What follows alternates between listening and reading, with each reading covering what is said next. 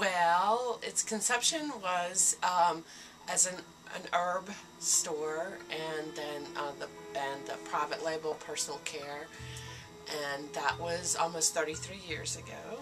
And the conception was actually a friend of mine, but she just wasn't.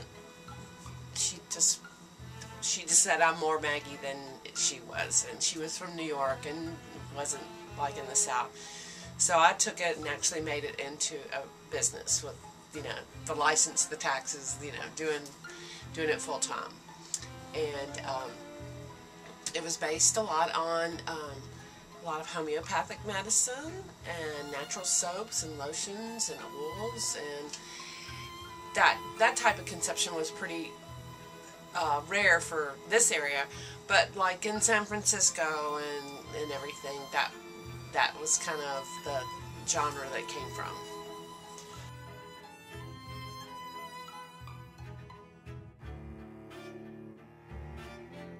No, it doesn't really. I mean, we win consistently Best of Memphis for being a gift store, because we've kind of like spread out into loving having funny cards and unique gifts, but that's one side of it, and the other side is medicinal and culinary herbs and natural, like I said, natural soaps and lotions and all. So it's kind of like a mishmash. And some people come here specifically for their herbs and their teas and that type of thing, and some people specifically come here and stay in there and read all the funny cards for an hour.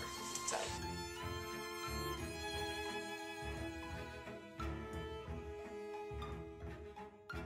It was money, I'm like, we're not, Hallmark at all, and it's a real niche for finding, something that was unique and funny and to send to somebody that brightened their day, and, they actually kept the card and put it on their refrigerator. So, yeah, I mean, I actively search for these companies.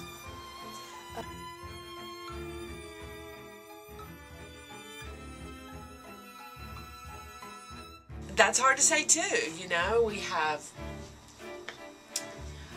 I guess we're into our third generation now of where we had customers who's brought their children in. They are now adults and have their children that are bringing in.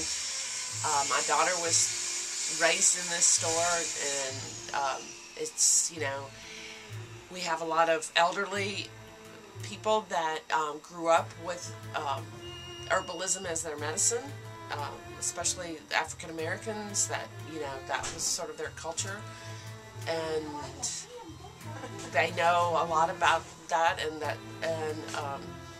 but then there's this whole new generation that is like, just finding out, an alternative path for medicine. So, I mean, it's all across the board. We have very wealthy women from East Memphis to dreadlocks in Midtown.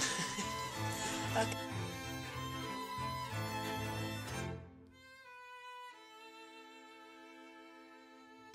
Well, this is our niche, and we've been asked to like open a store out east or do this, and I'm like, we've been here, and I think, we are a destination.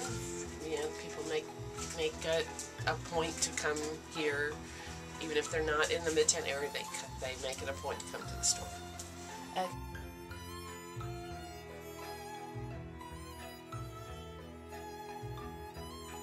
Oh, it's gonna go. I mean, we're, like I said, we're into our third generation, and my daughter will graduate in marketing from UT, and she'll let us stay on until we're can collect Social Security, and then she's gonna take it a whole nother level. So yeah, I don't see it winding down anytime soon.